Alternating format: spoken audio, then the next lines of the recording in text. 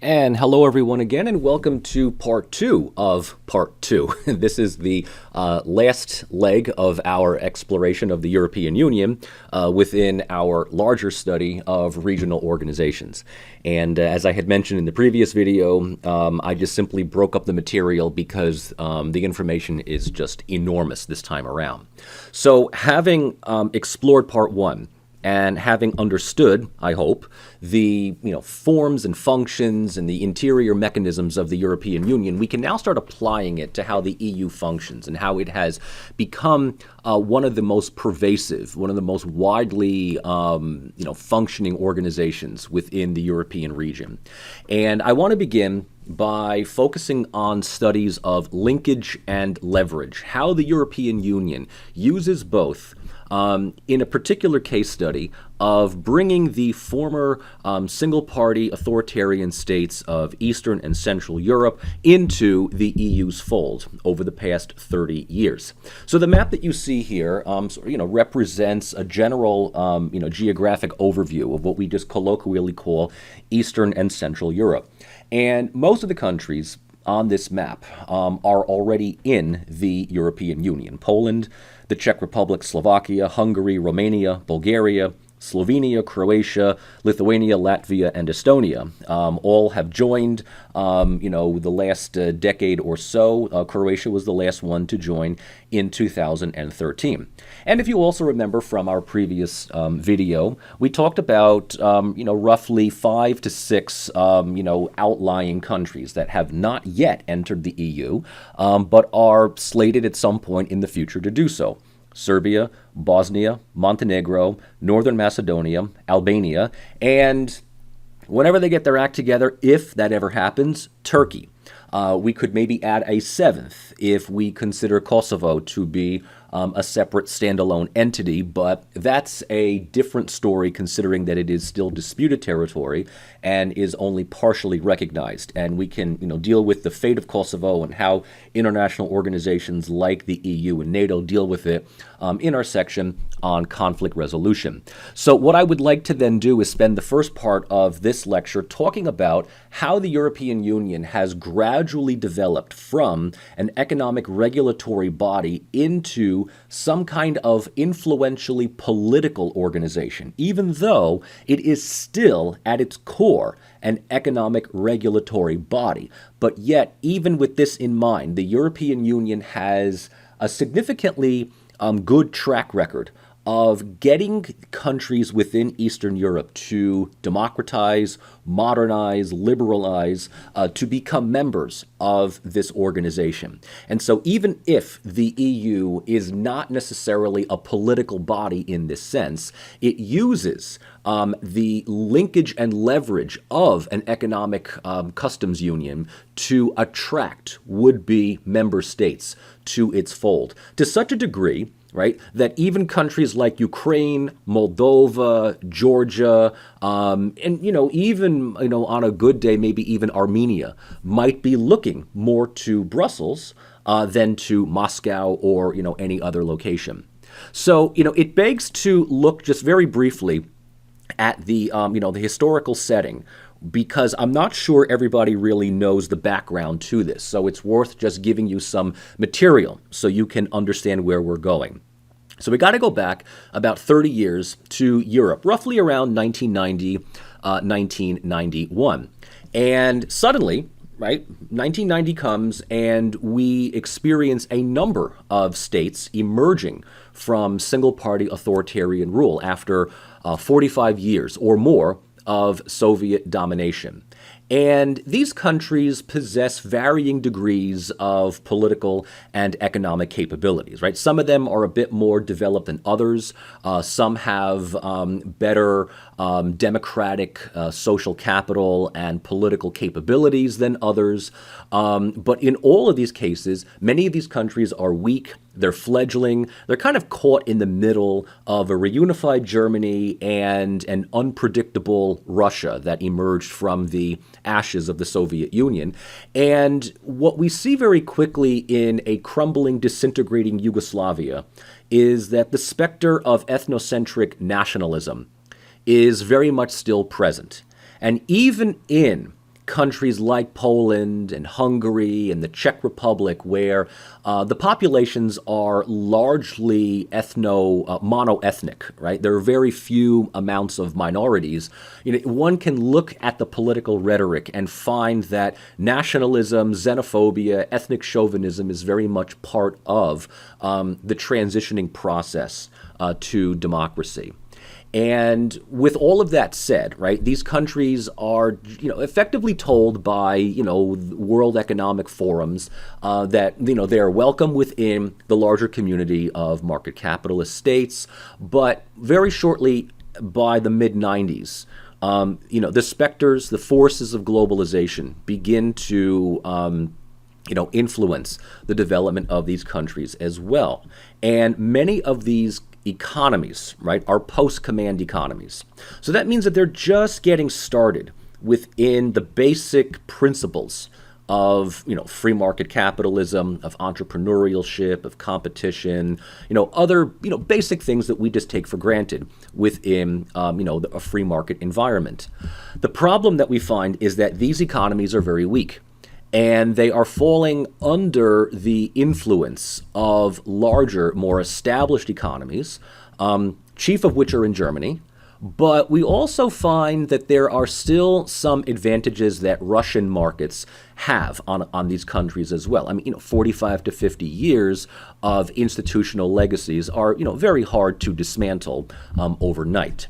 So, the understanding is that East Central Europe, after the euphoria wears off, and after we see all of these, dictatorships, crumble, and everybody is, gravitating towards democracy, we understand that democracy just doesn't happen, right? It's left to its own devices. Countries might, with the right combination, evolve towards some kind of parliamentary democracy.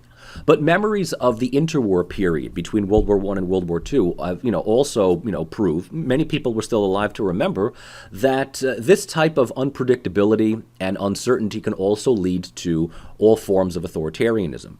So the European Union is just kind of like there as, I guess, some kind of beacon.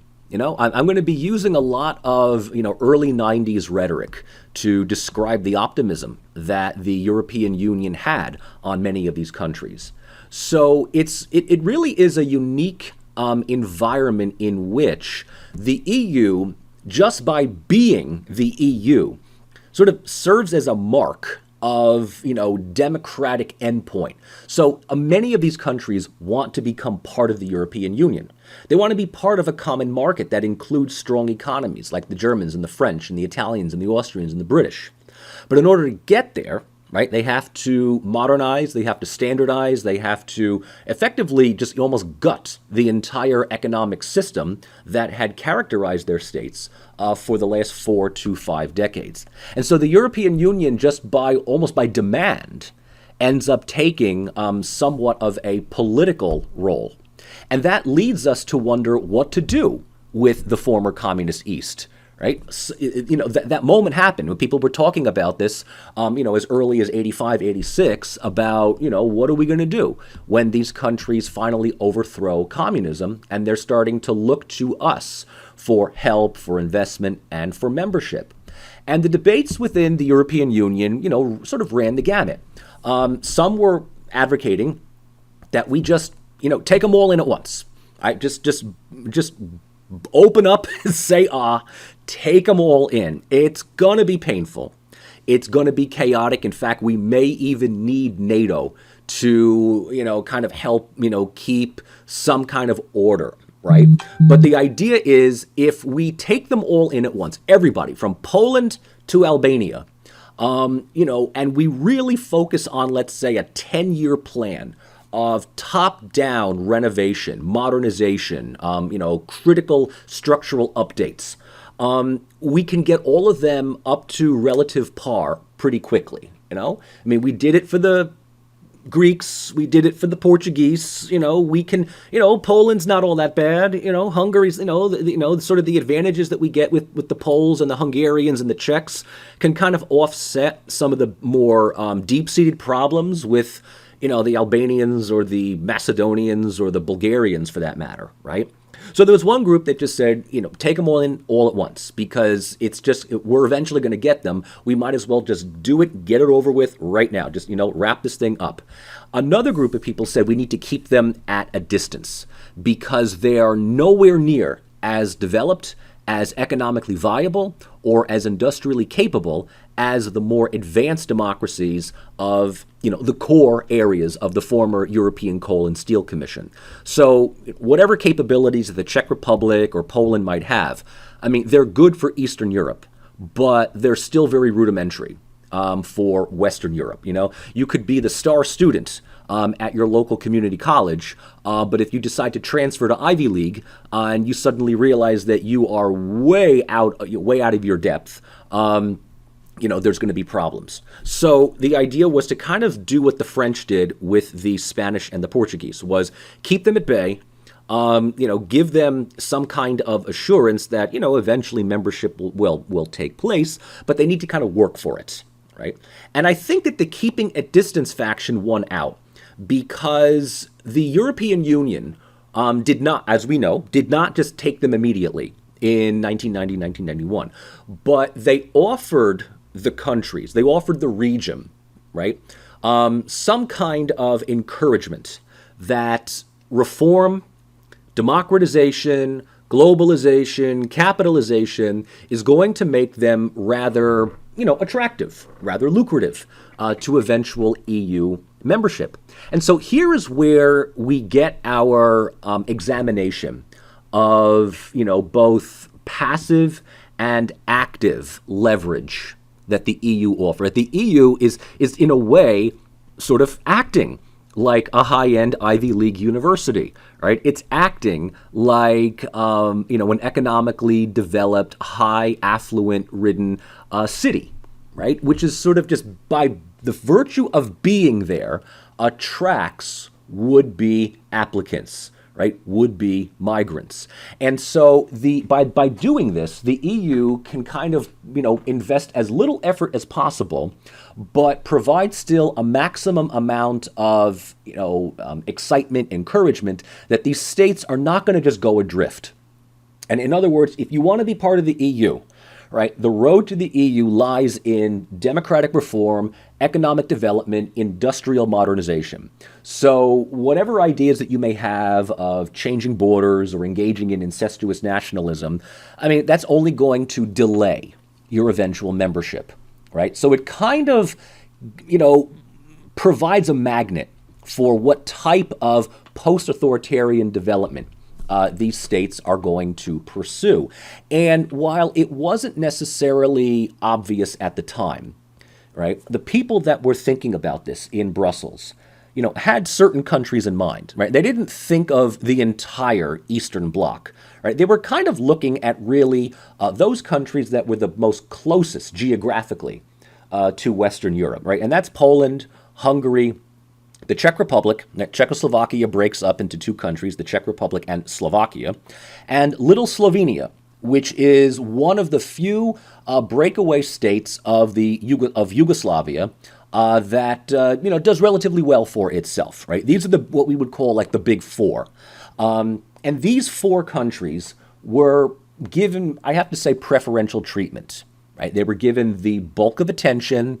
The largest amount of encouragement and optimism and sympathy from the EU, because if there was going to be an addition of members from the former communist bloc, we're going to take the big ones first, and then, we'll do this in tiers, right? We'll do this in layers here. So Poland, Hungary, Czech Republic, Slovenia, these were kind of like the alpha countries that we can easily work with. There's not a lot of minority problems. Nationalism is kept to a minimum. So this is the first group of countries. The second are three: Slovakia, Romania, and Bulgaria. These three are not as developed as the previous four, but there's no ethnic violence, right? There's some minorities, And there are, there's some problems. Hungarians are, kind of discriminated against in Slovakia and even more so in Romania. You have Turks in Bulgaria, but there's no like active persecution. So, we can kind of keep them in the waiting room while we're working with the other four in the application office. And, maybe they'll hear a few things through the metaphoric door. And maybe they'll kind of realize that if Poland, Hungary, Czech Republic, and Slovenia are, kind of being, given a clear sign that membership is theirs, then Slovakia, Romania, and Bulgaria will kind of follow suit, right? They may not get the bulk of attention, but we're not going to completely, flush them out. The third group, and this is interesting because Croatia and Serbia, two other countries emerging from Yugoslavia, were comparatively speaking better off than Slovakia, Romania, and Bulgaria. But because both countries were led by authoritarian leaders orchestrating and directing ethnic conflict, both within their own states respectively and in other states. So, Croatia was under the dictatorial rule of Franjo Tuđman. Serbia was under the rule of Slobodan Milošević. And both were waging ethnic conflict in neighboring Bosnia. Both were waging conflict within Croatia. And then later on, Serbia would have its own problems within its own province of Kosovo. Now, without the conflict, both of these countries would have been, I would say, prime candidates for membership. Pretty much up there, with definitely Slovenia and the Czech Republic. Definitely higher than Romania and Bulgaria, but because there was conflict and violence, the Balkans, which were further away from the center of Central Europe, were kind of, given less treatment. Once the war ends, we can worry about them. And then finally, we have, lack of better term, the poorest of the poor, Bosnia, Macedonia, and Albania. These are countries that, at least as far as Bosnia, was racked by civil war. Macedonia and Albania were, too far removed from the geographic center point there. Albania was effectively a quasi-dictatorship. Macedonia was embroiled in its own conflict with Greece. It's not worth getting into. But the idea is that, we're not going to worry about, these outlier countries until we focus on the big ones, right? The ones in Central Europe, Poland, Hungary, Czech Republic, and Slovenia. So some of these countries, because they were given more attention and more investment from the EU, right, it's enough to hypothesize that they would democratize faster. Right? They would develop faster, they would modernize, they would democratize, they're given top-notch treatment. So, surprise, surprise, they're going to be sort of the showcase models, while the others are just kind of left to, wither and dither, in the periphery here. So that, kind of gives us an opportunity to pause and focus on, I guess, a unique position of the EU. And, like NATO, right, regional organizations do have the ability of adapting and growing and changing organically to new socio-political and politically economic circumstances. So the European Union, by virtue of being where it is and having a whole bunch of newly democratizing countries in its backyard, becomes one of the only organizations of its kind to offer direct institutional support, guidance, and leadership for transitioning and developing states. This is a critically important thing to note. So make certain that you write this down, because this allows the European Union to have the most direct engagement with a series of countries' democratic development.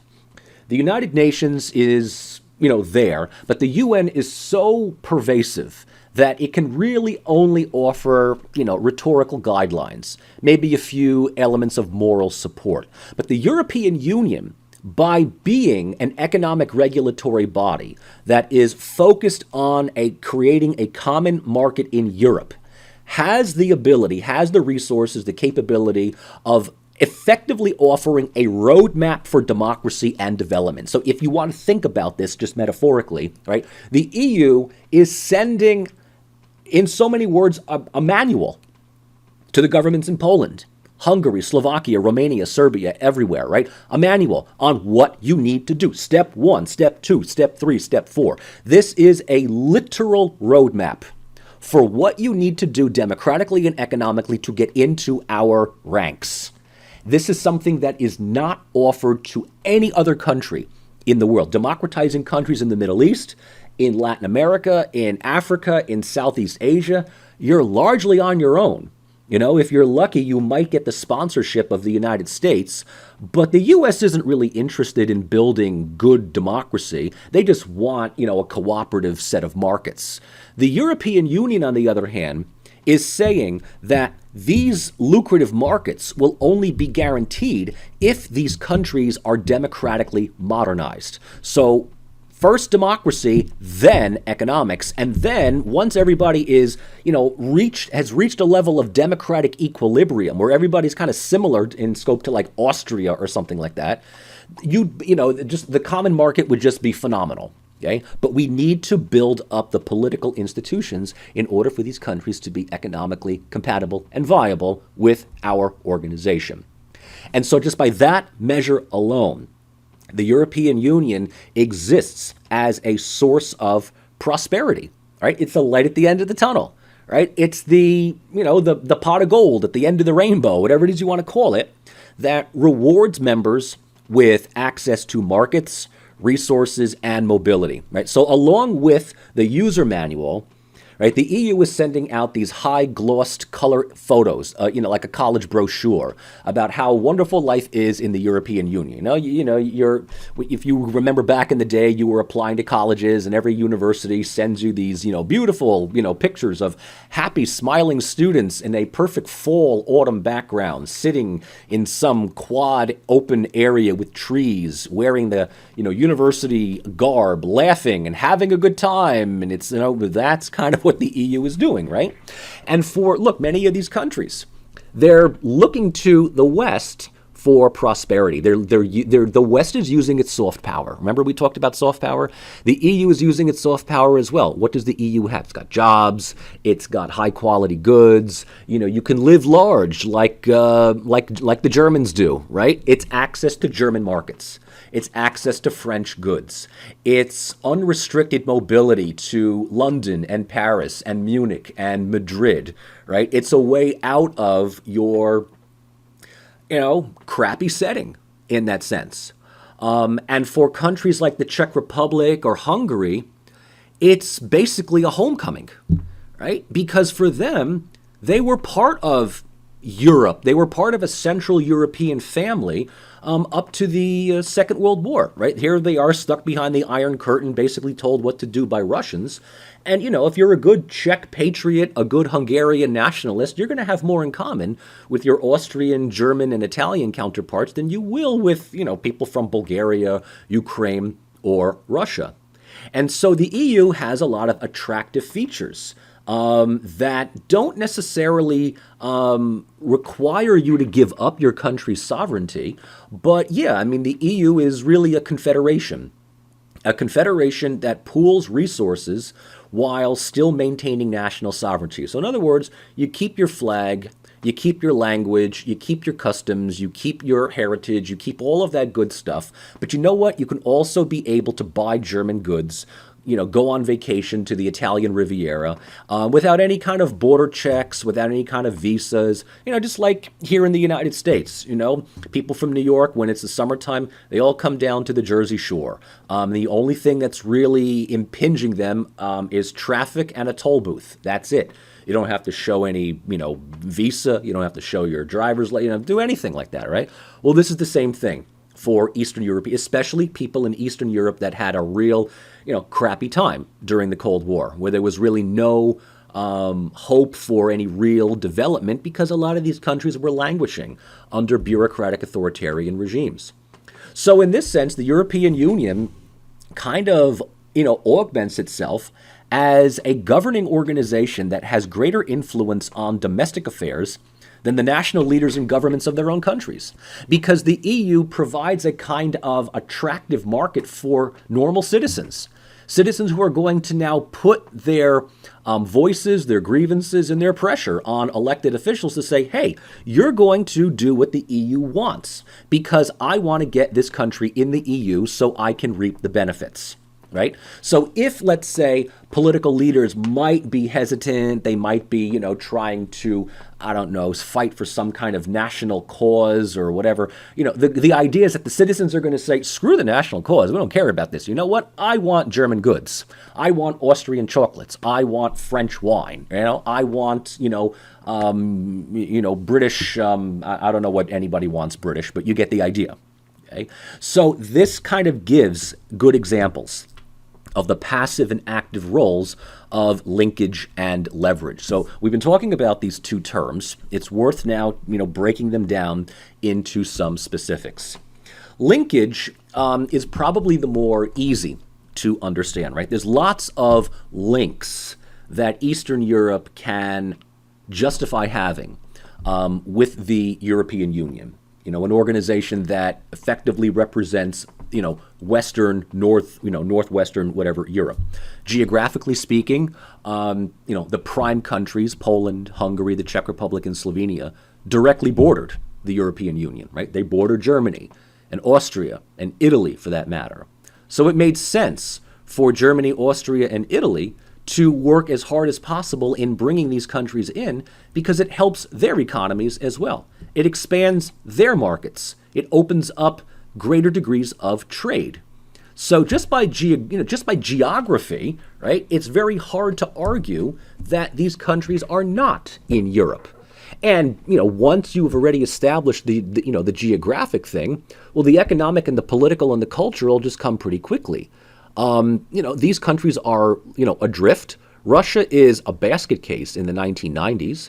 And rather than just kind of, sitting there and risking falling victim to predatory capitalism, the idea is that linking yourself up to the EU should, at least as far as the brochure says, strengthen your own markets and encourage entrepreneurialism among your own people. So by doing this, it actually keeps countries like Germany at bay, right? I mean, without this, the Germans would just basically look at Eastern Europe and say, oh, this is a great place for me to outsource all of my automobile industries or my heavy industry, right? These Slavs can be paid on the cheap.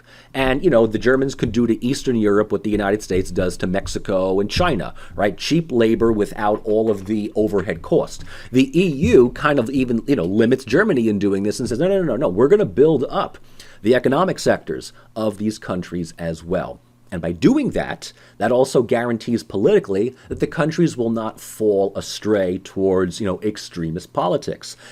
Just by being market capitalist, the saying goes, democracy cannot be far behind.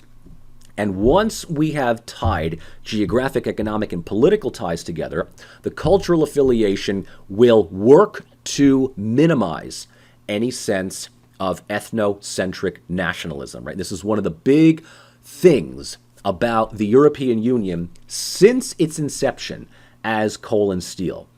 And that is, the more countries work and cooperate together, the more likely ethnocentric nationalism that plagued all of these people in the 20s and 30s will remain significantly limited, right? You really don't talk about making your own country great again when your country is already doing quite good, working and cooperating with other people.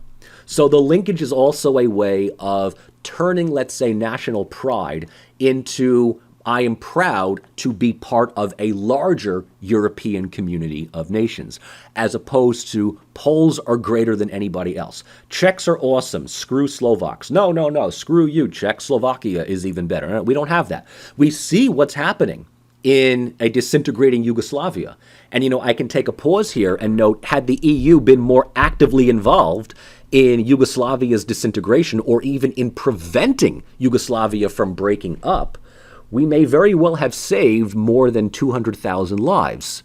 But, the EU was more interested in focusing on Central Europe while letting Yugoslavia and the Balkans just kind of fall off by the wayside.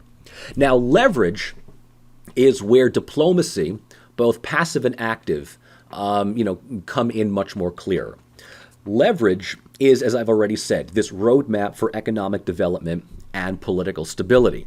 But more than just simply saying, hey, we're the light at the end of the tunnel, we're the beacon, we're the pot of gold at the end of the rainbow. The EU is going to also say, you're going to have to work in order to get in. Harvard doesn't really need to advertise itself. Princeton doesn't need to advertise itself. It's Harvard, it's Princeton. Everybody wants to go. Columbia, everybody wants to go. But in order for you to be considered by the selection committee, you need to, pass a certain number of tests. You need to meet a certain number of standards. And in doing so, the leverage then puts pressure on national leaders and governments to make a number of political, economic, and even cultural decisions that might be very unpopular among the people, that might be, at least in the immediate sense, kind of painful, right? Because if the idea is that these countries need to engage in some form of economic restructuring, that is going to mean dismantling a number of provisions that were part of the communist system that might have been beneficial to the public, but now all of a sudden are seen as redundant, right? In other words, let's say if the communist system is going to require free housing, well, suddenly that's just no longer going to be a case. We need to have, housing with rent. If the communist system provides guaranteed employment to everybody, well, we can't really do that in a capitalist system, right? The very notion that unemployment could lurk behind the corner, keeps you productive, keeps you somehow innovative. That is going to mean that there will be people that will be unemployed. There will be people that now suddenly have to pay for certain degrees of health care. People are going to have to pay for certain elements of modernity and development, and they might not be popular in the immediate sense. But the idea is, and this is how the EU plays this out, is that you're going to need to make some structural adjustments. And it's going to be painful, it's going to be annoying, and you're going to be inconvenienced. But the sooner you do this, and the more actively engaged you do this, the faster you'll go through this transition period, whereby in 5 years, 10 years max, right? 10 years max, the brochure says, you'll be able to join us, right? So, think of it like this. You want to go to Princeton, and you apply, and the selection committee writes back and says, you don't have the grades. You don't have the qualifications. However, go out and get those qualifications. It may take you a year. Reapply again. If you get rejected, reapply the following year, right? Do what you need to do. If you kind of go onto the Princeton website or whatever it is, right? And you were able to find out what's the criteria, right? What are the SAT scores? Or if you plan on going to grad school, what's the GRE scores, right? And you are absolutely determined, I'm going to go to Princeton, okay? Well, if the GRE SAT scores are a certain number, that's what you have to get. And so you have to keep taking tests, you have to keep educating yourself, you have to keep doing all these sorts of things until you take the test and you pass. You get the numbers and now suddenly you're qualified. And here's the thing, what do you call somebody attending Princeton who was rejected 3 times in applying but got in on the 4th? You call them a Princeton student. That's just it, right? So the EU is kind of saying, look, you've got to do these changes. And it's going to be inconvenient, I know, but it's for your own good. And when you get in, you'll be a team player, as opposed to just constantly trying to play catch-up, or being spoon-fed, or being taken advantage by the French, or the Germans, or the Danes, or other people like that. So the rewards of membership, right, outweigh the possible costs to any losses of sovereign authority, of economic restructuring. Sometimes, little love hurts. And, this attention was given, primarily to Central and Southeastern Europe, right? Central Europe, Poland, Hungary, the Czech Republic, Slovakia, right? Primary areas. Southeastern Europe was not in the first tier of recruits, but they were never turned away. They were never told, you don't have a future with us. Right? And you can compare this with many members of the former Soviet Union. The only countries to emerge out of the Soviet Union that got into the EU are the 3 Baltic states, Latvia, Lithuania, Estonia. What about Ukraine? Nothing. Belarus? Nothing. Moldova? Nothing. Georgia, Armenia, Azerbaijan? Nothing. And when we get to Kazakhstan or any of those others, you're not even in Europe. So it's interesting to note that even today, the countries of Southeastern Europe that have not yet gotten in, but are given a roadmap to do so, are comparatively more democratic than those countries of the former Soviet Union that have never been given any kind of hope or green light. You look at Ukraine, Georgia, Armenia, right? If the door to the EU is effectively closed because you're too geographically distant, well, then you're not going to really make these changes. You're not going to do what's necessary to be done. If you're offered, if you're guaranteed a seat, eventually you're going to go and do these changes. And that's what we see happening even today in the remaining countries, Serbia, Montenegro, Macedonia, Albania, right? They're making a whole bunch of changes. Not a lot of them are popular, and some of them, in the immediate sense, are actually more detrimental to the public than beneficial. But, we can talk more about that next week. All right. Looking at, therefore, leverage, both passive and active. The EU's passive leverage, okay, which is, you want to know what the EU's passive leverage is? The EU's passive leverage is high. We're the EU. We know who we are. You know who we are. We know you know who we are, right? We're Princeton. We're Harvard. We're Columbia. We're, Amazon. You don't need to advertise, right? You know us. You probably have relatives that live within the EU. So the passive leverage is just simply the very fact of being there, right? And in this sense, passive leverage offers, just simple political benefits, right? The idea of eventual membership gets you protection within EU rules.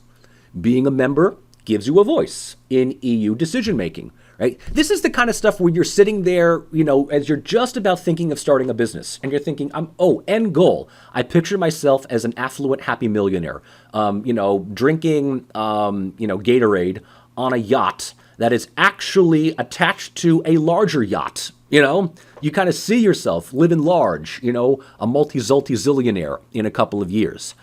That leverage kind of gets you to start thinking in that direction. So the political benefits of passive leverage is that, you get to be part of a very successful and a very exclusive organization. Now, what about economic benefits? This is even better.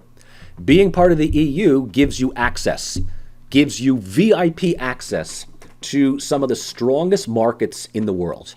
Not only that, the brochure that is sent out has an entire section with pictures of happy, smiling Greeks and Portuguese, right?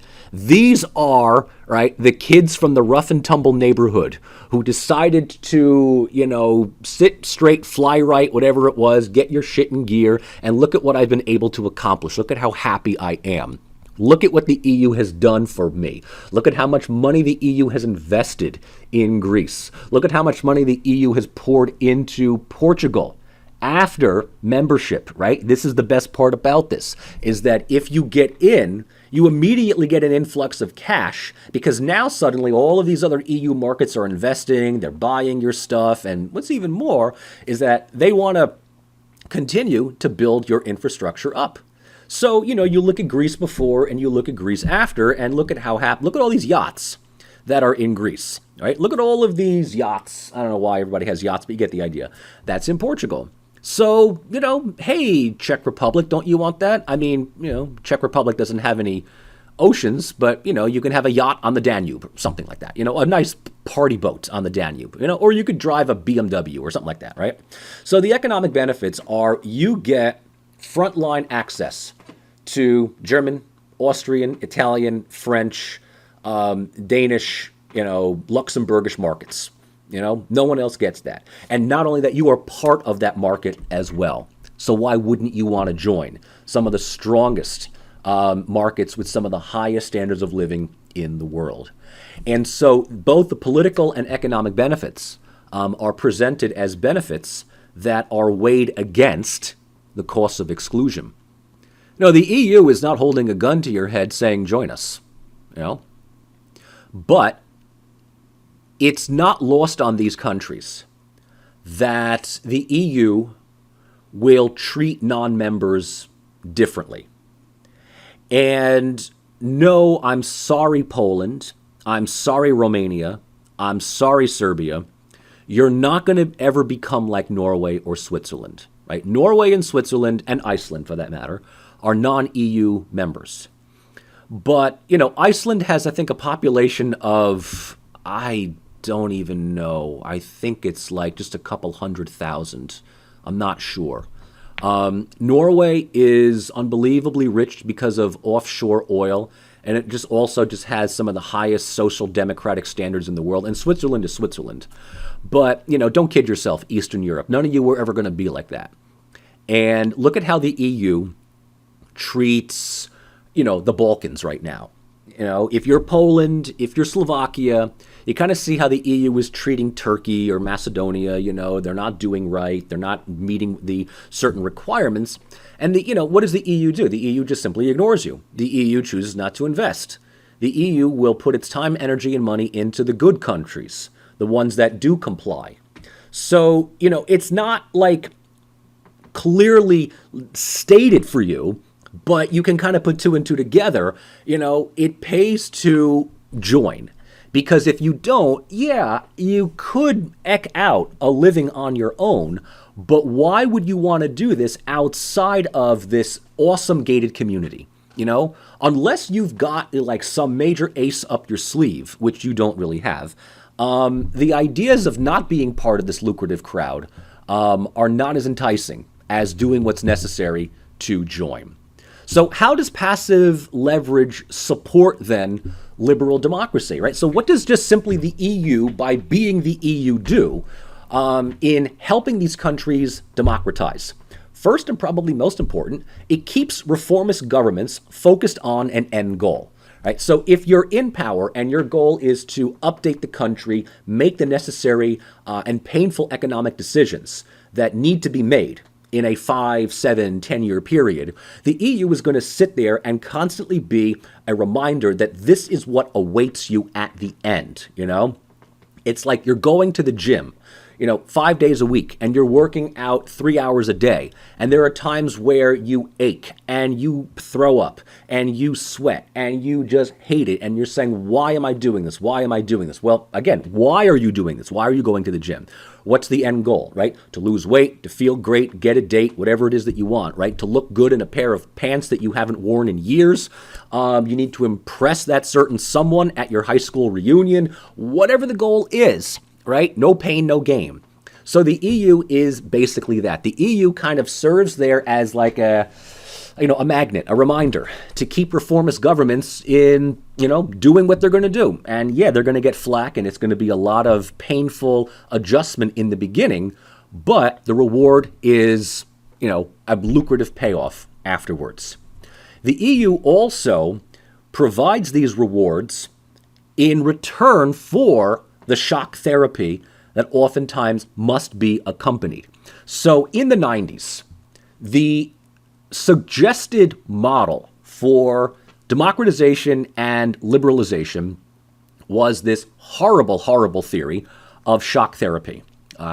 Shock therapy is kind of the tongue-in-cheek way of saying massive and unapologetic, unobstructed transition to capitalism. Right? So it's a complete dismantling of the old single-party socialist system. And that also comes with a dismantling of many social welfare programs, protectionist measures, tariffs, dismantling unions, getting rid of companies and industries that, with some degree of state protection and investment could grow, but who cares about that? Forget your crappy Eastern European car company. Sell all that stuff, cannibalize your factory, let Volkswagen, Fiat, BMW, or Mercedes, sort of come in. That's why, if you go to Eastern Europe today, you might still see some old, communist era cars that are still out on the road. Yugos in Yugoslavia, Škodas in Czechoslovakia, Dacias in Romania, Trabants in, the eastern region of Germany. And, while there is some kind of like nostalgic hipster flair for driving around a Cold War era car, they just don't hold a candle to, a Volkswagen, a BMW, a Fiat, even a Peugeot for that matter. So shock therapy was just basically just, an immediate restructuring, just no transitional period, no third way Yugoslav era of socialism. It's just basically like capitalize and go. And I kid you not, folks, this is what, many proponents in The Economist or advocating. In fact, there's an article written in the January 1990 edition of The Economist by Jeffrey Sachs. Jeffrey Sachs is widely regarded as one of the main architects of shock therapy. He has since, in the last 30 years, come to regret that decision, since it, produced a whole bunch of reactionary right-wing nationalistic governments that we all thought would not happen in Central Europe. But they happen after, these countries joined the EU, so I guess it's okay. Sachs went on in the early part of this year, before Biden was foisted on us, he openly endorsed Bernie Sanders. So it kind of tells you that the architect of shock therapy just kind of had an apologia and went complete social democrat. But the fact that the EU is kind of there to serve as like a cushion for the big shocks, the big painful repercussions of shock therapy. The EU is just not going to just be a light at the end of the tunnel, but it's going to, provide a series of rewards, some encouragement, some positive marks, along the way. So that what you're doing is being seen and being, taken seriously, right?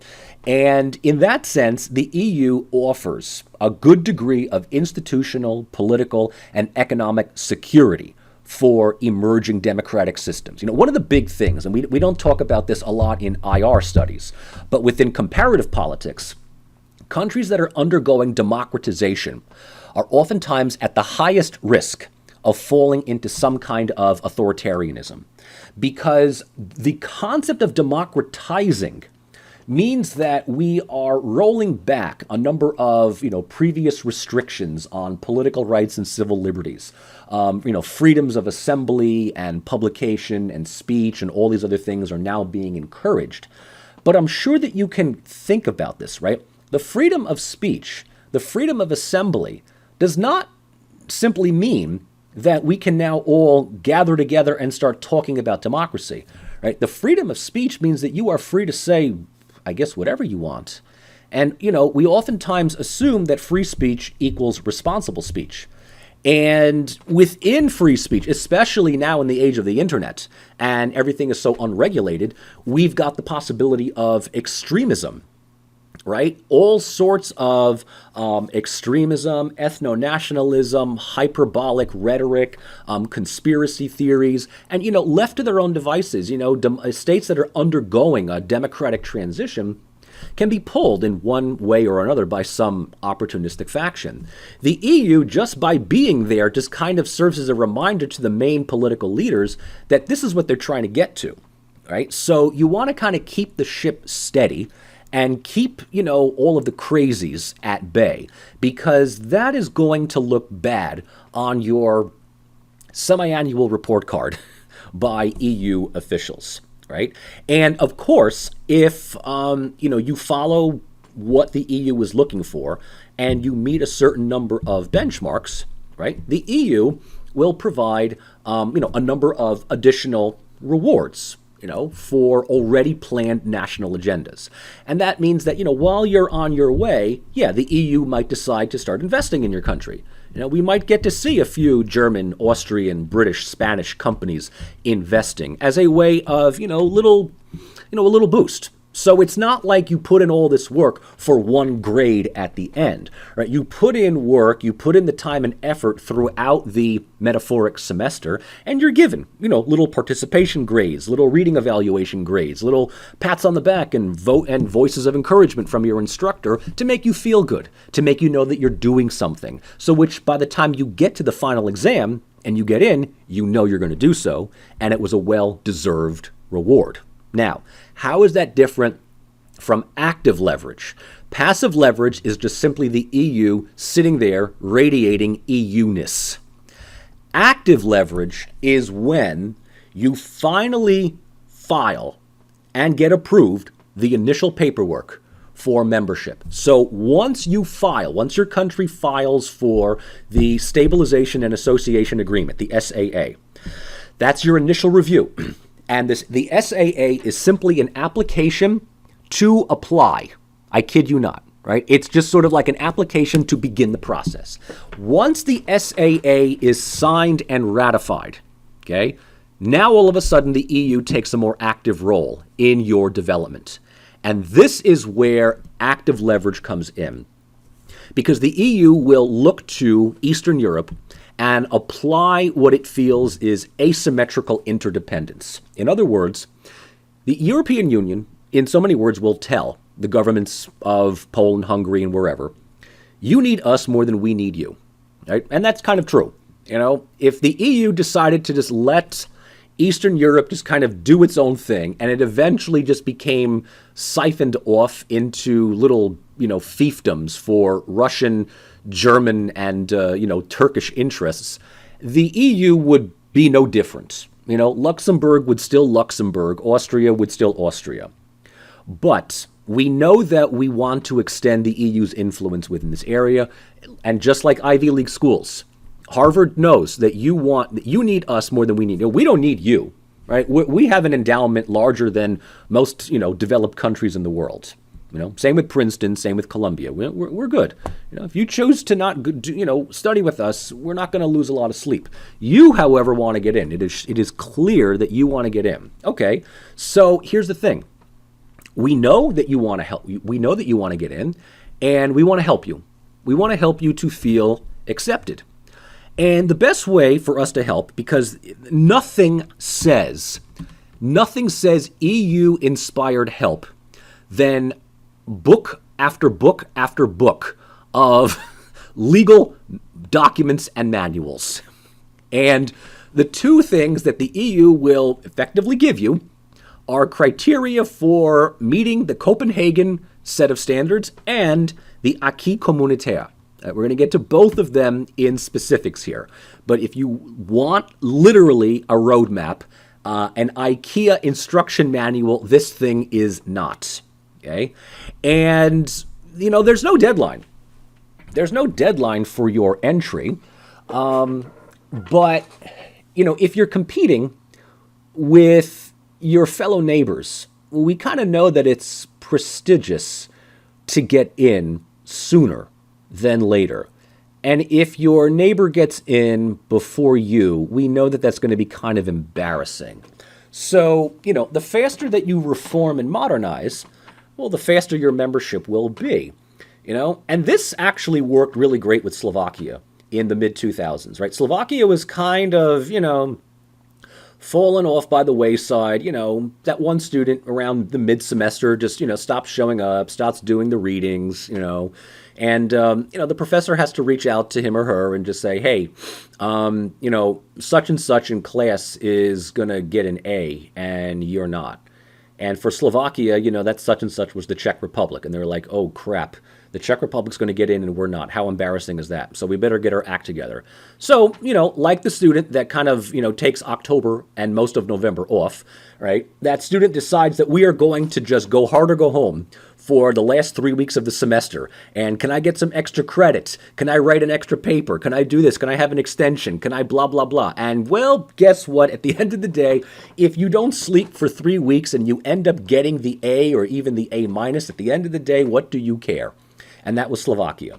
So meritocracy is this idea of saying, hey, faster you do this stuff, faster you can get in, along with your neighbors. And, maybe your neighbors are working a little bit harder than you. Do you want that? Oh, crap, fuck them. I want to get in as soon as I can. So active leverage is now seen as the EU really pulling you, not only towards membership, but along the way, helping you, at least by their standards, democratize. So the Copenhagen Criteria, this is something that was set up specifically for Eastern Europe, right?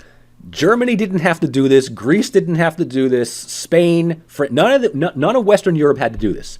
And might I add, if hypothetically today Norway phones up the EU and says, you know what, I think we want to get in. I'm going to be perfectly honest with you. Norway will not be given the Copenhagen Criteria. Norway will, however, be probably given membership by the end of the week. And I'm recording this on a Thursday. Okay. If Switzerland calls and says we want to get in, I'm pretty certain they're like, dude, we've got a seat waiting for you since 1950. Where the hell have you been? Eastern Europe, on the other hand, you got to take a couple of entrance exams, right? That's kind of the whole thing. So the Copenhagen Criteria is a set of standards that the EU created to ensure the stability of liberal democratic institutions.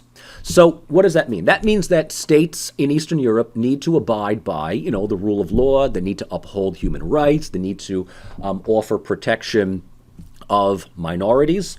And, oftentimes these countries will pass a certain number of laws and introduce constitutional amendments, particularly on the minority area, that states in Western Europe would never do. Would absolutely never do, right? Sometimes minorities in Eastern Europe are constitutionally empowered to such a degree to show that they're, making strides in this. This stuff just doesn't happen in Western Europe.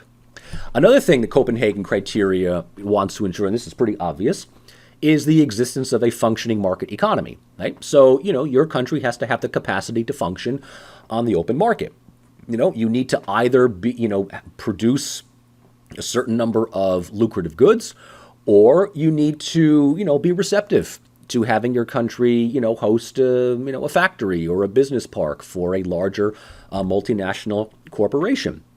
Copenhagen also obligates, right, aspiring countries to fulfill all of the requirements of membership, right? You must, provide full adherence to political, economic, and monetary union, right? There's no opt-out. So it's an all or nothing type of situation, which is very different from what was given to United Kingdom and Denmark.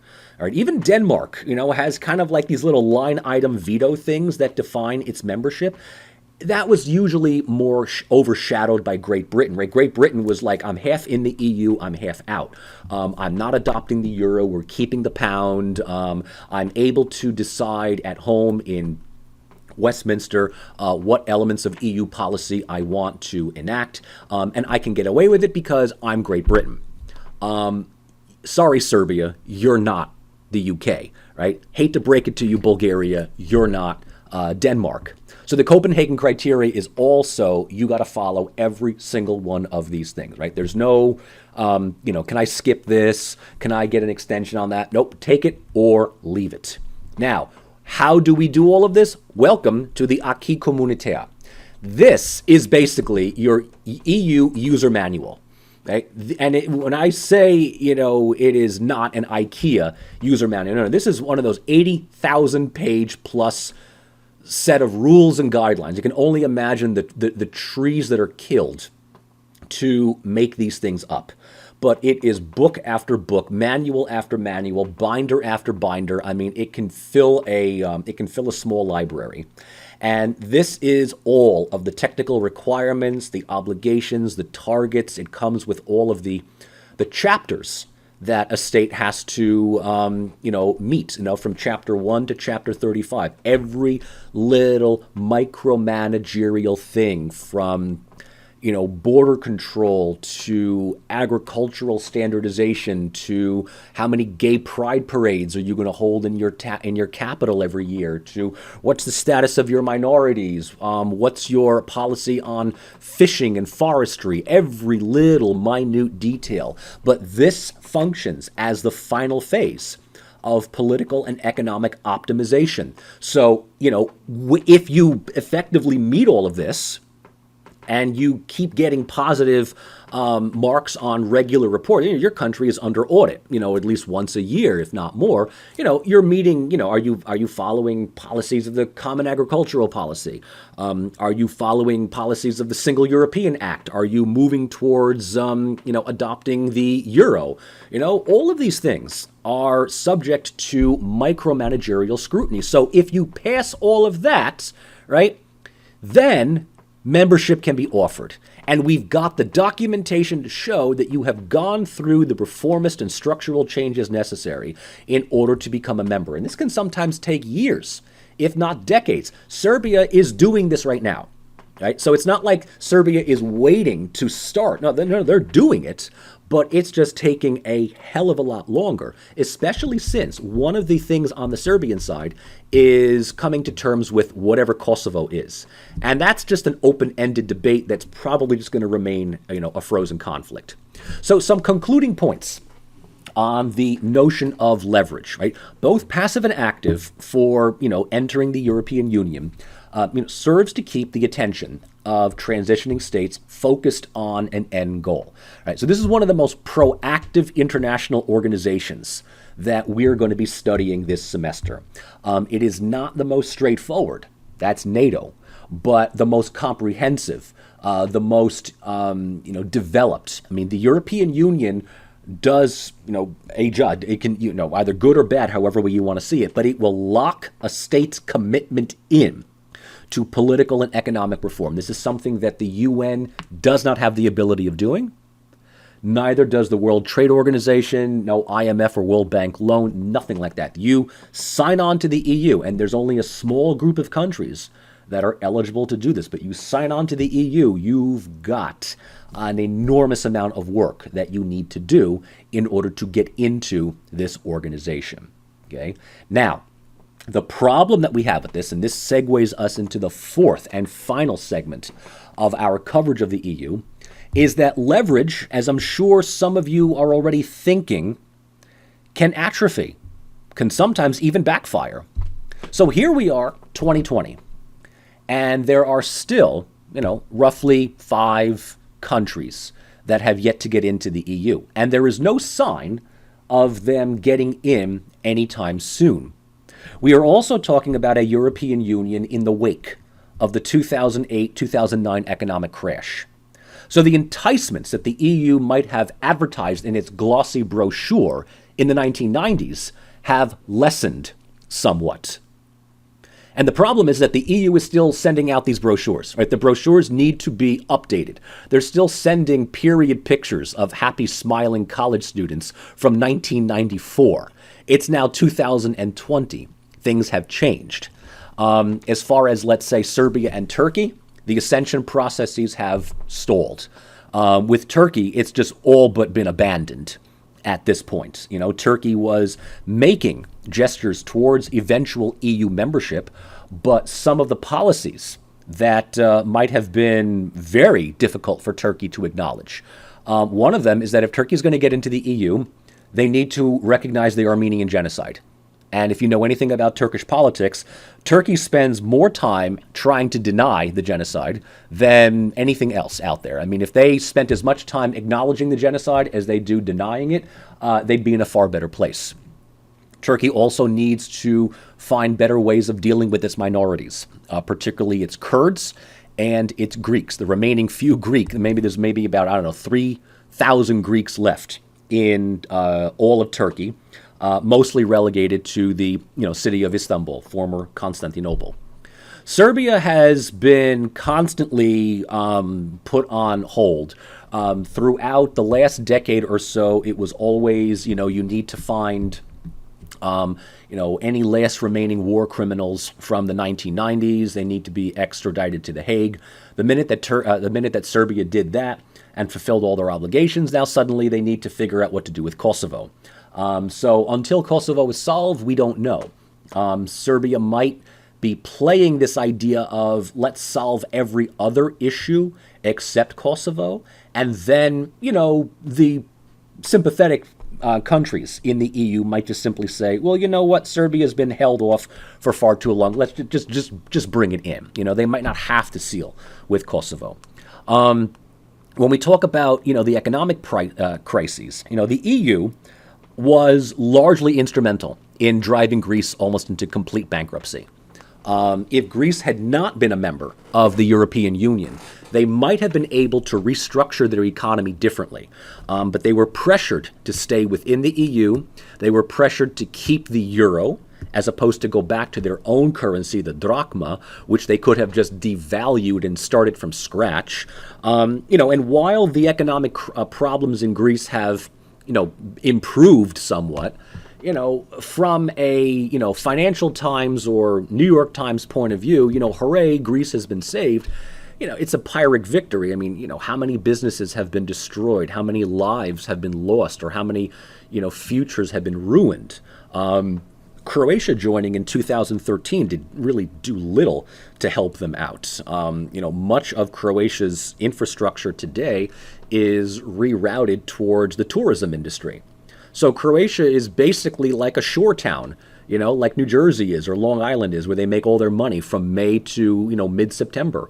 And if it's a bad season, like it was this year with COVID, the economy is just going to be absolutely, devastated. When it comes to other countries like Albania or Northern Macedonia, the EU just kind of looks at them every so often as just sort of like, we got Serbia to deal with. And then we have frozen conflicts like Kosovo and Northern Cyprus. So, the initial allure of getting in has passed. And, with that sense, the leverage that the EU is offering now is not as glamorous. As far as Serbia is concerned, the joke that happens within Serbia is that, if Serbia eventually gets into the EU, it's kind of like that wayward passenger that finally was able to board the Titanic after it hit the iceberg. It's like, okay, we joined the EU and its golden age has passed. So why do we want to do this? In a way, it's almost good that the EU is stalling, because we can work with Russia, we can work with China, we can work with, Turkey, the US, we can kind of form our own path here. But this leads us, right? This really leads us to the fourth and final element of the EU, and that is, one very big question. Is the EU a promoter or an inhibitor of democracy? Does the EU, by being an economic regulatory body, provide a surplus of democracy, or does it produce a democratic deficit? Big question. Big question. And look, I said in the previous video that I'm neither a Europhile or a Eurosceptic when it comes to the EU, right? I'm more of a Euro realist. And, with that, I understand that there are a lot of works out there, and I know a lot of people personally that, just think that the European Union is a sinecure for all of life's problems on the European continent, right? And if the EU does not solve a problem, then there wasn't enough EU to solve, right? So if the solution is, if there is an ongoing issue in a country or a region, or if things become increasingly pandemic, like let's say right-wing extremism or illiberal democracy, the usual solution, the usual answer among the Europhiles is we just need an ever closer union. We need more European Union. We need more EU bureaucratic oversight. And I tend to bristle at that, because I think that one of the big problems with the European Union is that, for all of its virtues, I think that people take this organization far more than what its initial objectives were set out to do. Remember, at the risk of sounding repetitive, I will say it again. The European Union is at its core an economic regulatory body. Full stop. Okay? Full stop. The European Union should not be expected to be a civilizer. Right? It shouldn't expect to be, or we shouldn't expect the EU to solve the political, the economic, the social, the cultural problems of individual member states or problems within, a region here. The European Union, seen as, let's say, the remedy for all political instabilities, whether it's saving the Baltics from Russian encroachment, modernizing and civilizing the so-called Western Balkans, and even within EU circles, we use a lot of terms to describe the same geographic region.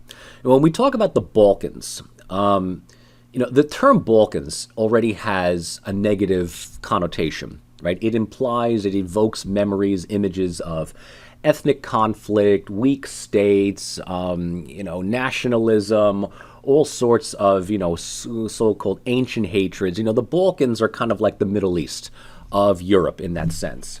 And even people who don't know anything about it, tend to think, oh, the Balkans, very unstable. There's a bunch of angry people there fighting over something that happened 500, 600 years ago. And, the region of the Balkans that gets into the EU is now euphemistically called Southeastern Europe, right? It's much more innocuous. It's more user-friendly. It's kind of non-confrontational. The so-called Western Balkans is the term that's now been invented to talk about, the 5 countries that have yet to get in. So you get into the EU and you cease being a Balkan country and you end up becoming a member of Southeastern Europe. And it's just kind of, these attitudes are just kind of assumed, even among people within the region that love the EU, right? The EU turns us into rational thinking, European number crunchers. And without the EU, we would basically just be running around in sheepskin and killing each other with rocks and spears, right? It's kind of a modern day white man's burden. And, the Euro realist in me sort of comes out and says, is the EU really interested in solving internal problems? For an organization that is as bureaucratic as it is, and for an organization that gives you 80,000 plus pages to, meet and abide by for membership, it is interesting to note that the EU tries to be as non-confrontational with major issues as possible. The EU, today has much more of the visual imagery of a federal executive body, but let me be very clear. The EU is not a federal organization. When I've taught classes on the EU as a separate subject enough times to say, look, for all of you Europhiles that keep talking about we need to fix this and that in Europe, just federalize the fucking thing. Pardon my French here. Just federalize the damn thing and declare the United States of Europe. But that's not going to happen. Okay? That is just absolutely not going to happen. So, until that happens, the EU tends to be very standoffish and very non-confrontational when it comes to big issues like the status of Kosovo, or the situation of increasing right-wing national populist governments. The EU will issue some kind of toothless statement about how they look down upon this, and that's not in the image of what Europe is supposed to be. But that doesn't mean anything. And at the end of the day, just kind of like the UN, if the institution just kind of wags its finger and, maybe offers some stiff words here or there, but doesn't really do anything to solve real crises, then people are going to realize pretty quickly, that the European Union is more of just a bureaucratic behemoth than anything really interested in solving political situations. And so that leads us to speculate that, the European Union's track record is that of an economic giant and a political dwarf.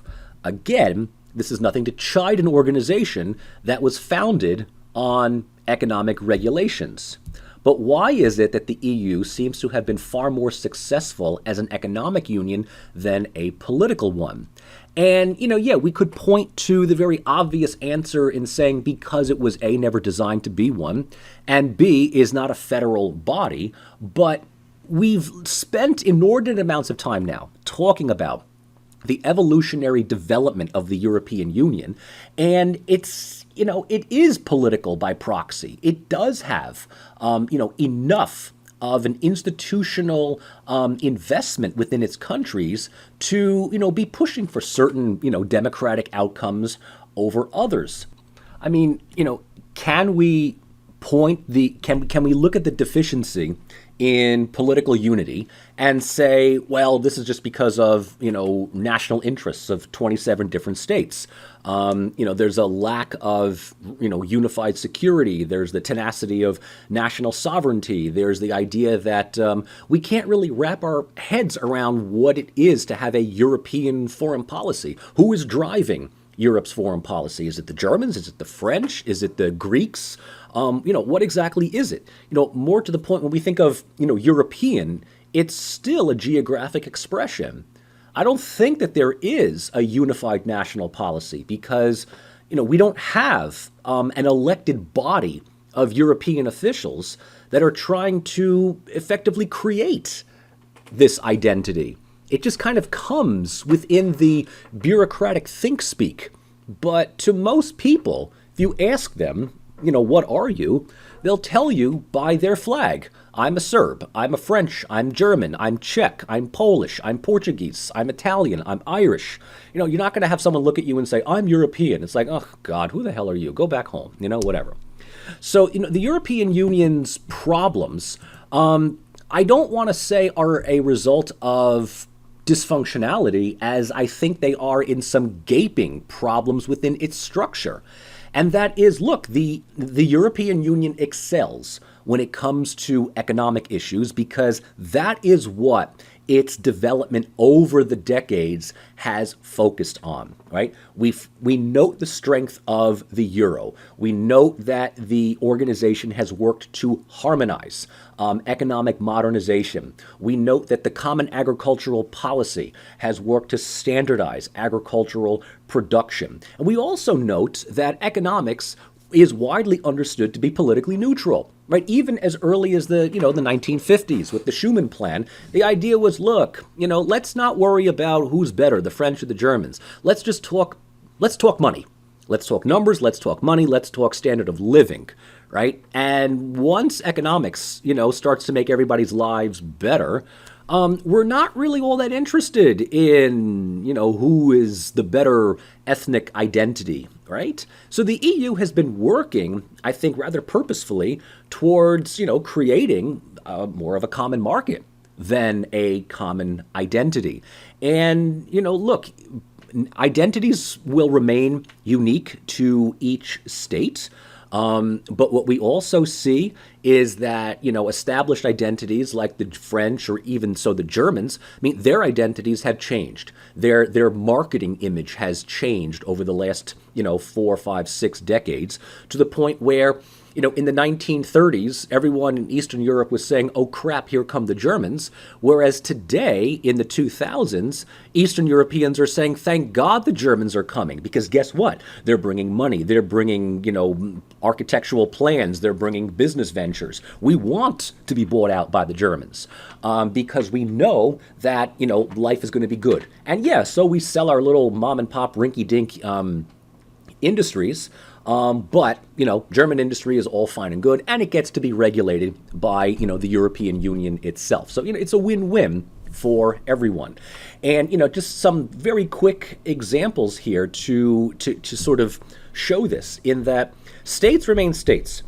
Industries remain industries within each of their countries. However, the national industries now being tapped into a larger shared market means that places like Gdansk, Varna, Gdansk in Poland, Varna in Bulgaria, these are two shipyards. Right? These are two national shipyards that otherwise would have just been little more than national shipyards, now serve as shipyards for an entire continent. So now we've got extra business coming in. We've got extra investment coming in. These two areas, which otherwise would have been local to each country, are now international. And even with a country like Serbia, which has yet to join, right, initial signs of, investment is that, their former major car factory, the Zastava factory, Kragujevac in Serbia was like Detroit to the United States in both, highs and lows, right? During the high period, Kragujevac was a great place to live because it was a thriving automobile industry. But when Yugoslavia breaks up, right? The Zastava factory effectively breaks down with the entire country. Yugo goes out of business, I think, in the early 2010s. But rather than letting the place completely fall apart, the Zastava factory was bought by Fiat. Okay? So workers are still employed. The factory is now being updated. It's being modernized. It's being standardized. You know, it's wonderful, right? And we're not importing Italian workers. We're hiring and we're keeping the same people in Serbia. So instead of making Yugos, you're making Fiats, right? For Hungary, yes, we've got Mercedes factories. For Eastern Germany, we've got McDonald's. For Romania, we've got, IKEA. So, when it comes to the economics aspect of it, right, capital doesn't really care about boundaries. It doesn't care about national borders. And if you're just focusing on the money, yes, in many ways, right, the standards of Eastern European countries have certainly increased. Right? Just at the macro level, the standards of all of these countries have increased since 1990. Okay? All right, so then what's the problem? Right? What is the problem with politics? What's the problem with democracy? Well, we need to just very, briefly revisit some of the things that we talked about earlier in this lecture. What does it take to get into the European Union? Okay? All right, so in addition to Copenhagen Criteria, Aquis Communitaire, all of that good stuff, right, there's a little hidden clause. States have to be, quote unquote, European. Okay? They need to think like Europeans. They need to adopt the hive mentality. Okay?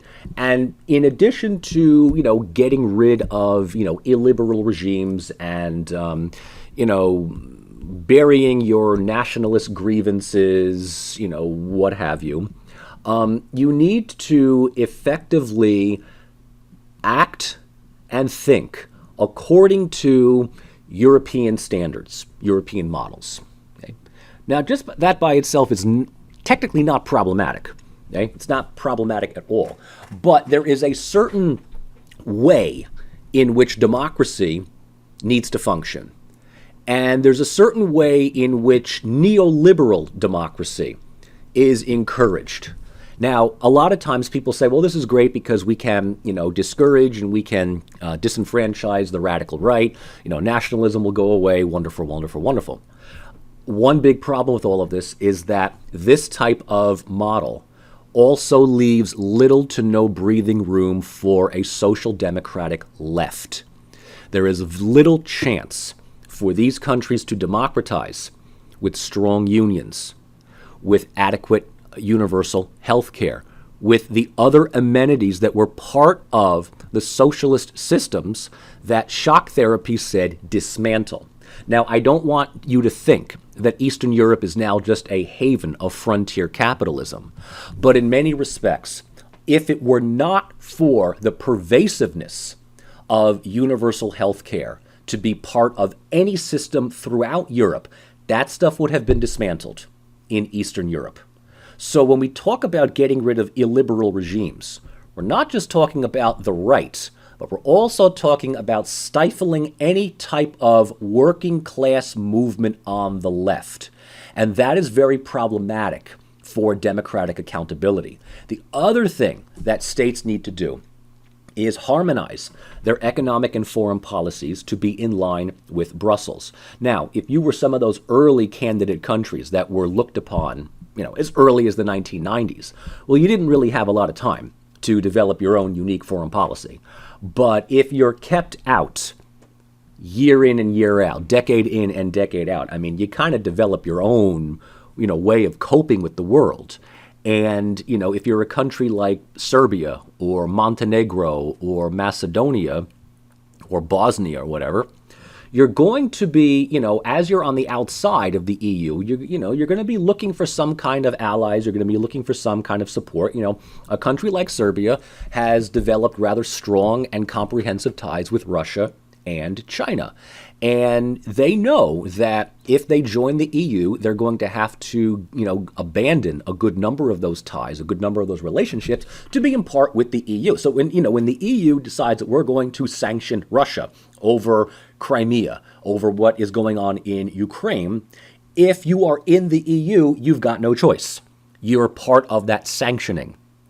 if you are not in the EU, like Serbia, yes, you can do whatever you want. You can say, I'm not sanctioning Russia. We have good relations. Russia supports us on our position on Kosovo. I am not going to, abandon one of our key strategic partners. But that, of course, is bad negative marks within the EU gradebook.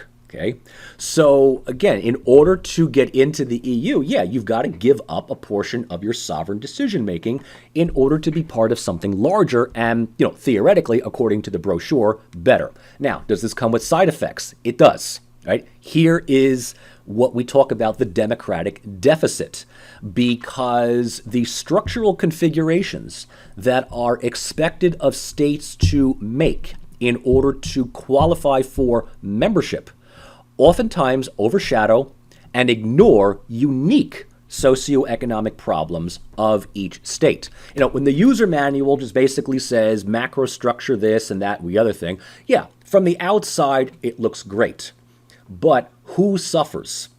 Right? Small industries that could otherwise grow with state investment and protection are shut down. Right? Worker salaries that could increase with modernization remain cheap for foreign investment. And the problem with the EU's economic approach towards modernization is that it tends to assume that economic solvency will be a perfect indicator in gauging democratic development. In other words, it's the perfect neoliberal model. We'll throw money, or will promise to throw money, even better, at a problem and expect the presence or the expected presence of money to get people to do certain things, right? And those things that we get or we expect are in the liberal democratic camp here. Okay? So the problem with this EU, with the EU's approach, and it is, I don't want to say cookie cutter, but it's pretty much a, maybe 1, 2, or 3 standardized models here, right? These macroeconomic policies are bound to produce new socioeconomic cleavages between the developed and the undeveloped regions. So, for instance, when Germany unifies in 1990, East Germany, which was a separate communist state for 45 years, ceases to exist, right? It just becomes part of what is now a unified German state. If there is any kind of investment in the former Eastern German territories, it is almost all going to go to Berlin, the new capital. So all the money, all the construction, all the investment, all the modernization, all the technological ideas are going to go into Berlin because it's the new capital. We're going to make it a major cosmopolitan city in Europe. What happens to the outskirts of Berlin? What happens to the rest of Eastern Germany? It gets neglected, because it's a double whammy. One, it's not Berlin, so it's not even on the radar. And number 2, because Eastern Germany is now part of what was Western Germany, all of the investments, all the infrastructure that would have gone to an otherwise separate country are now bound by laws, procedures, and regulations that require industries, businesses, workers to be paid the same amount as the West. So in other words, it becomes too costly to upkeep the rest of East Germany. So Berlin becomes this oasis of modernity.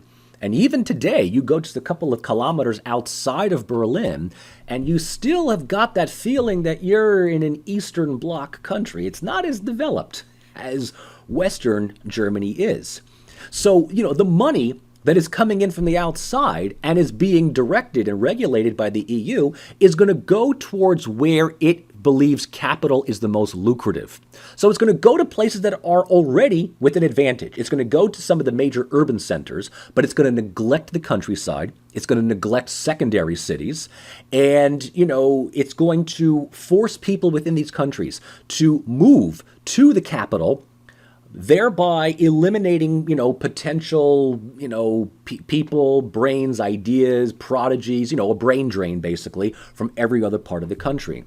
So, obviously the thing that we can kind of draw here is that years of neglect of EU development is going to produce hostility, because people are going to look at their surroundings and say, okay, the prices of goods are going up. Wages are remaining stagnant. I'm told that we're, that we're better than we were in the Cold War, in the Soviet period. I don't see any major improvement. The only way that I can get that improvement is if I either A, move to the capital, or B, move to Western Europe. Now, if I want to get out of my, middle of nowhere town, great, wonderful. The only thing I care about being part of the EU is that I can go to, Germany. I can go to Austria. If I want to stay, but it's becoming increasingly problematic to stay, I'm going to blame the EU for making these new structural arrangements. And what's even more so is that the EU remains, still very much today, an unelected and unaccountable body of bureaucrats. Right? They have the ability of influencing national policy more than any other organization. But aside from the European Parliament, which gives you the illusion of, citizen input, right? Most of the decision making comes at the form of the European Commission and the European Council, right? Still, great power politics. So it's like, even today, colloquially speaking, when the EU makes a major decision, you know that Angela Merkel is not that far behind, right? And, whether it's Francois Hollande or Emmanuel Macron or whoever is in charge of France at the time, it's the Germans and the French, right? It is not, some local officials from Poland or Slovenia, for that matter. So the EU has a major accountability problem. They are very good at issuing directives and producing policies that need to be followed, but the public really has no way of voicing their concerns and their grievances. And the European Parliament, it's got over 700 members in it. I don't think that, your voice is really going to be heard. So there are a number, right? There's a number of political obstacles that, kind of create commitment problems for member states. Up to this point, we have looked at this idea that states will join international organizations because it's in their rational interest to do so. They look at an organization and they say, I can get more out of being a member of it than I can being outside. And that might work at the elite level. That might work at the leadership level. But that there's going to be people that will somehow suffer. They're going to, not, or better word is not benefit, right, from this. Okay? And when the EU, issues directives for modernity and change, that can disenfranchise. That can disenfranchise a lot of people. So, for instance, with the Common Agricultural Policy, which I was talking about, right? You're going to be a member of the EU. If you're a farmer, you need to, apply for certain licenses and you need to meet certain standardizations in order to have your farm qualify for being part of the Common Agricultural Market. Sounds great, right? And in theory, it should be, except for the fact that if your farm is comparatively productive but not up to modern standards, well, then you need to purchase the right equipment to standardize your farm. But you don't have the money for that. Now, you could take out a loan, but in order for you to even be considered, you need to apply for a license. And applying for a license also requires money. So a lot of times, many of these farmers decide it's not worth the effort, right? I'll just remain, a small-time farmer that will provide things to the local, farmer's market or whatever it is. And that's all fine and good until commercialized farming threatens to buy up your land. So previously, you were sitting there minding your own business, having an okay life. It wasn't glamorous, but it wasn't impoverished. But now, by joining the EU and your country trying to make all of these new changes and standardized models or whatever it is, yeah, if you've got the money and you're savvy enough, sure, you can totally renovate your farm, your area, and you can become part of that thing. But sometimes the cost to do so is greater than what you would actually produce, right? And among other things, one very big thing is, especially in a lot of Eastern European countries, is that once you're part of the EU, farmers can no longer distill their own brandy, right? now is, as far as Eastern Europe is concerned, it's kind of like a rite of passage. It's a mark of manhood. It's a mark of, civility that you can, make your own grappa, your own rakia, your own vodka, your own slivovica, whatever it is, right? Some brandy stuff that you make with your own distillery. And, you don't make money off of it, but you make enough of it to get you through the holidays. You give it to friends. You might sell some at the local market. It's all fine and good. Is it informal? Sure. Does it help out small farmers? Absolutely. European standards now basically say that you need to have a license in order to do this because you have to meet certain purity things. Now, for most people, it's a sign of honor that people will drink your brandy, your rakia, and not get sick, because if you do, no one's going to, trust you ever again. So it's just it's a type of street honor that one has in providing the best quality. But that doesn't mean anything as far as the EU. You need a license. You need to be certified. You need to be under state inspection. And a lot of these people are like, I'm not doing it. It's too much money to basically do. So the EU effect actually creates a backlash, because now all of a sudden, my life is inconvenienced. And is, with the minute that you have political parties out there that are saying, hey, you know what, this stuff sucks. Hey, we don't need this. This is too much European bureaucracy trying to tell us what to do. We know what's best for our own community. We don't need some bureaucrats in Brussels telling us so, right? The problem for elected officials now is that, do they adhere to the growing grievances of their own citizens at the risk of ignoring them and possibly suffering at the polls? Or do they listen to the objectives from Brussels, which might get them approval, but run them afoul of their own citizens, right? And in many cases, the quick way through this is to, kind of create these top-down, elite-driven political parties that opt for being pro-EU at the cost of ignoring or just being indifferent to the public, right? If you have to choose Brussels or your own people, states will choose Brussels. They will choose Brussels because they don't want to run the risk of being denied investment and having their membership delayed. So when countries get in, the people at the top are clinking and drinking champagne, and the people at the bottom are like, I hope it was worth it, right? Because we see a lot of electoral sovereignty being eroded to the point of Brexit happening in 2016. And look, don't think that Brexit will be the only one. If things get problematic again, there will be at least one or two other countries that, if given the opportunity, would vote in a referendum, to leave on a completely self-destructive populist vote. So what this all leads to is that the European Union, particularly in Eastern Europe, and even more so today in the Balkans, the remaining country that have yet to go in, produces this weird relationship between an organization that wants liberal, democratic, accountable government and this thing in each of these countries that I euphemistically call stabilotocracies. Stabilotocracies. What exactly is this? Okay? A stabilotocracy is a type of government that, governs like Vladimir Putin.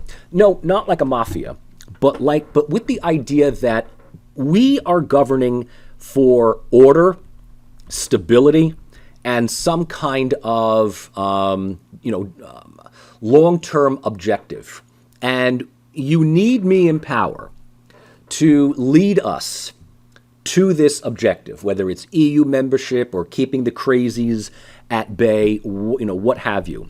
But a lot of times, stabilocrats are previous, authoritarian, illiberal kleptocrats, right? They're little, dictators, not in the classic sense, but, they're people that are more likely to, buddy up to Merkel or, the EU presidency than they are their own people. And, they will effectively be preaching the gospel of EU membership. We want EU membership. We're part of the European family. We love Europe, right? And they're praised in international, media as integrationist abroad. And they are horrible sons of bitches at home. Right? So they wave the EU flag when Merkel's around, and they demobilize the opposition when they are back home. And if they get international backing because they're seen as elements of stability in their country, again, this is where the EU kind of loses a lot of points. The EU wants quiet and order. They're not interested in real people power, because real people power at this point reveal how little people are satisfied with the European Union's regulations. So the EU will inherently empower people that in other situations would be erstwhile demagogues, sometimes demagogues that are connected to organized criminal syndicates, and when it comes to the territory of Kosovo, even war criminals. Right? Some of Kosovo's leadership today are, as we speak, being indicted for war crimes that were committed 20 years ago. And this is embarrassing for many European, and I have to say American leaders as well, right? Constantly getting their picture taken with, Biden, McCain, Obama, Merkel, Hollande, Sarkozy, and now all of a sudden they're being charged with, crimes against humanity.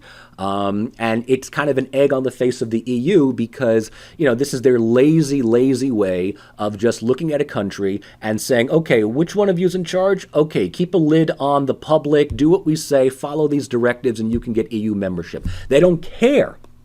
They don't care about the quality of democracy. They want stability and they want economic regulation.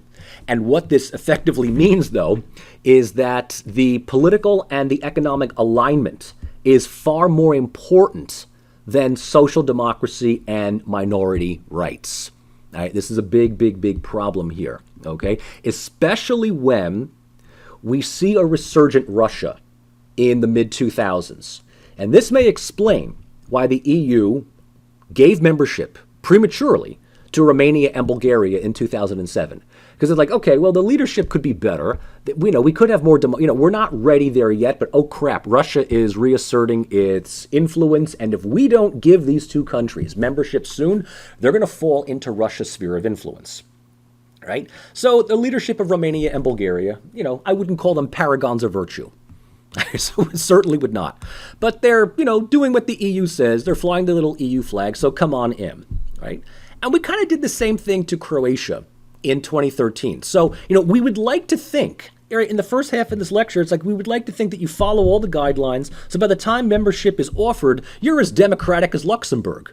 But it turns out that you're just a party boss that, does all the right things for all the check marks, and then when it's proven that you're able to, kiss Merkel's ass more than Putin's, we're going to give you membership. And nobody did this better than the longtime political boss, the longtime political kingpin of Montenegro, Milo Đukanović. This guy ran Montenegro, this little itty-bitty country in the Balkans, for about 30 years.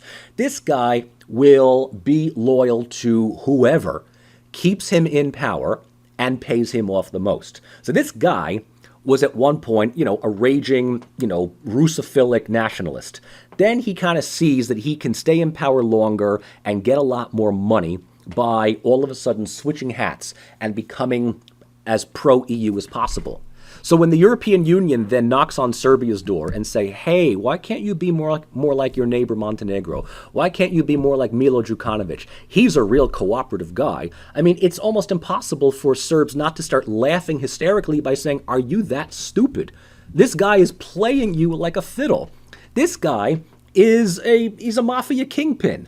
But just because he says the right things when Angela Merkel's around, you're going to call him a voice of stability in the region. And, the EU's credibility just, really, just collapses, as a result of that. So, unfortunately, where we are in 2020, the European Union has acted more often than not to legitimize illiberal political structures. Again, in so many words, the things you can say and the things you can get away with if you fly the EU flag, abide by EU regulations, and make nice with Merkel. You dress up nice, you eat, with a knife and fork, and, you don't steal the silverware when you go to Berlin. You get all the right checkpoints, and you go back home, you can, send the goon squad out to demobilize the political opposition. And when people complain, the media turns around and says, oh, these people are anti-EU. They're anti-stability. They're anti-European. I mean, I've studied this. This is nerve-wracking in a way. So, look, I'm not going to lie. The European Union's got a lot of problems. A lot of problems that are a result of, macro-structural economic policy and planning that produce an array of socio-political consequences. But, if I can, conclude finally, and I know that we've been here for, quite some time, and the EU is just, an enormous body of literature. I want to take this back to something that we started out with, and that is the EU and the question of sovereignty. Like the UN, the European Union is not a sovereign body that will replace the state for one very important reason. It was never designed to replace the state. At the end of the day, the European Union is still an institution that is only as powerful and as effective as the member states allow it to be. The EU might have greater oversight than the UN and almost any other organization, but it has no ability to regulate or collect taxes. It has no standing army. It has no regulated security. It does not have the primary elements that are necessary for state sovereignty. It has a flag that no one really gets excited over. It has an anthem that, if I'm not mistaken, doesn't even have words. I think the anthem is literally the melody to Ode to Joy. It has a currency that is stronger than most currencies in the world, but at the same time, the currency was deliberately designed to be as non-offensive as possible. So no one really goes nuts over. The only thing that people go nuts over as far as the euro is concerned is just that it carries weight similar to that of the dollar. So no one, like the UN, is going to really, give their life in sacrifice for an unaccountable and largely unelectable organization. Still to this very day, international governance remains the undertaking of national governments. So the EU, at the absolute best, is a confederation of states, not a federation. Right? We can say, sure, federalize the damn thing, but in order to federalize the EU needs to have such authority and such power that reduces the level of sovereignty of each of their states and all of the states that want to join.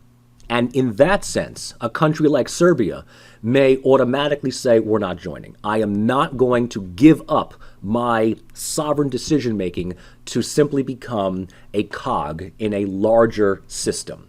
That might actually produce, additional, Brexits, particularly, I would say, with Hungary, perhaps the Czech Republic, maybe even Austria, for that matter. That will reaffirm Iceland's decision to remain out. That will affirm Britain's decision to opt out. And so we're just not going to even get there. Okay? So at the end of the day, right, the EU is not going to take your country away. All right? It might have a lot of oversight over what you can do, and you might be told that you need to do things for your own good by people that you will never meet. And by people who are neither elected nor are they really held accountable to their actions. But in spite of all of that, the European Union still has more virtues than vices. And, if we just go into the very, macro ideational, concepts of, identity, the European Union remains more of a framework of mind than state-sponsored symbols and beliefs. One of the things that drives Eastern European states to join the EU is not that they love regulation from Brussels, and not that they get excited over, the common agricultural policy, but that their quality of life can possibly improve. If they want, They can travel to almost all other EU countries without a visa. They can set up shop there. They can study there. They can live there. They can move there like anybody in the United States. Those of you that are coming from, other parts of the country, you can, if you really want to, you can move to New York without having to produce any, documents besides your driver's license. You can, shop, you can live, you can set up a business, you can do all sorts of things. And culture in that case, still remains the vocation of individual states. And for those fearing that national identities will just kind of be, all scooped up and melted into this big European, melting pot, you haven't been to soccer matches. If you really think nationalism is dead, trust me, and I'm not even talking about Eastern Europe. I mean, when it's even within countries, when it's FC Barcelona versus the Real Madrid, or if it's, FC, Munich versus, I don't know, Manchester United or whatever, or, you get the idea. Nationalism, national identities, these things are not going away just because of some unelected bureaucratic body decides that, your cheese needs to be renamed for something. I don't know. In many cases, the EU's virtues is that it offers a platform for a common ground. It offers a platform for economic cooperation, for social mobility, and giving states advantages into collective markets, ideas, and people that they otherwise would not have. And, by that standard, we have to also say that even though the EU's externally managed democratization efforts can be problematic, there are more democratic countries per country in Europe than anywhere else in the world. And I think that the EU has had some say in that, right? If you look at the Middle East, you look at Africa, Southeast Asia, right? Democracy is still very much a problematic and, rare item. In Europe, it kind of makes it, the EU kind of makes democracy the only game in town. And yeah, look, we got problems with each of these countries, but I'd like to think that structurally and institutionally, the countries have secured themselves away from, functioning authoritarianism. So that's not much more I can say about the EU, and I have certainly offered an earful. So we have got a lot of stuff that we can talk about, not just this coming Wednesday, but in the coming Wednesdays, the coming weeks throughout the semester. And this should, kind of bring us to the end, really, of part one of this class. What we're going to be doing moving forward is now looking more so at the concept of international organization that many of these institutions are a part of. Right. So before we get to part two, right, I would like, a review session. I also want to, start giving you the larger writing assignment questions so you can start thinking about what to put together, in your own words and for your own thoughts. So set up a time to meet with me on Zoom. We can talk after class. Virtual office hours are always open, and I'm going to be reaching out to you individually to see how you're all doing with the material, because I know that this stuff can be, pretty dense, pretty dense here. But I have every confidence that you will, you'll all do well. And I hope that these videos certainly help explain a lot of the things in your readings. All right, so that brings us to the end of our section on regional organizations. Feel free to email me if you have any particular questions. And I look forward to seeing you next week. Have a great weekend, everyone.